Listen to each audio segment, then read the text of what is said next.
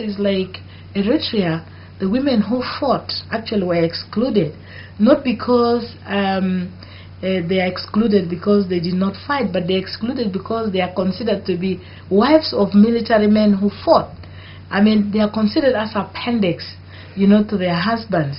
And I think we have learned, I don't think we really wanted to go through these experiences. The biggest challenge for us as women of South Sudan is, what do we learn from our sisters who are our neighbors in terms of constitution writing, in terms of representation?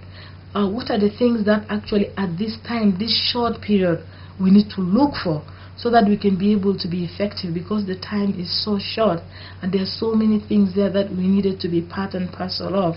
There are so many things, so many meetings that are coming up, and there are so many forums that we need to be represented. But which forums are priority? I mean, how are we going to handle this?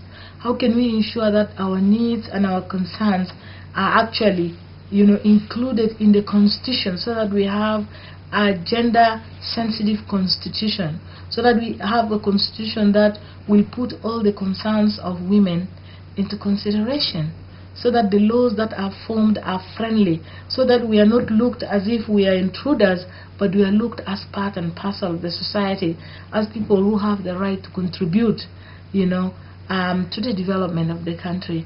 Given the fact that because of the war, maybe we make about, you know, over 50%. So the political vote is in our hands. But how do we make use of that at this crucial time?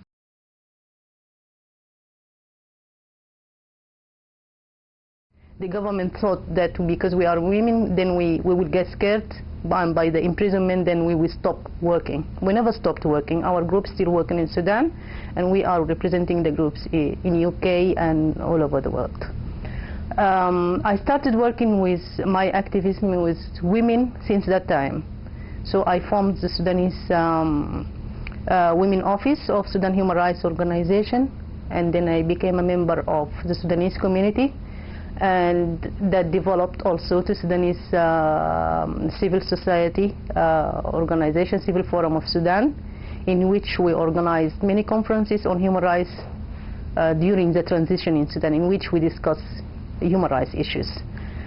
We decided that we should go for women issues as a conference, a separate conference by itself, because of what Sudanese women face in Sudan.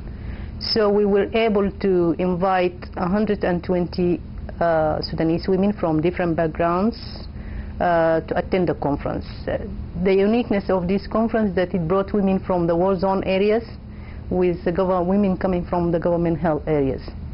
And it was good because women had to talk about their own suffering, which is different from the north, than the south, west and east of Sudan. So women of the north were talking about their suffering under the government laws, public order code, about the dress code, about the promotion in their employment, while women in the war zone were talking about lack of water, lack of stability, enforced displacement, the bombardment, the landmines, and all these issues. This did not make women discuss these issues in different ways, but it made them come together more and unite their vision about the future.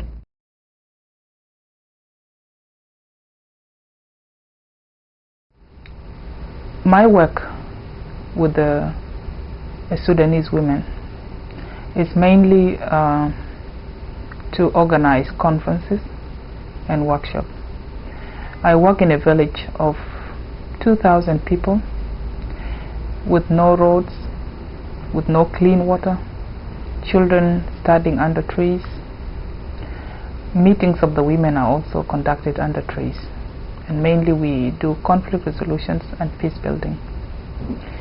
I also organize conferences between the civil authority and the women leaders, and they look at the structures of the government And women actually in those meetings demand that they have fought along with men in the struggle, and they would like to have a voice, they would like to have a place where they can participate and make a meaningful contribution towards the building of the nation. And as a result of this, women has been working with the civil authority, and this dialogue has become like an eye-opener to our leaders to see the gap that is not all the citizens participating, but there is a number of people are not participating in building of the nation. And after the conference, 3 weeks later, there was a recruitment of the police, and 40 police were recruited and were all men. But because of that meeting, the commissioner of police was among participants, and the county secretary was among the participants. They decided to remove 20 names and put 20 women. So we had a police that is composed of 20 women and 20 men.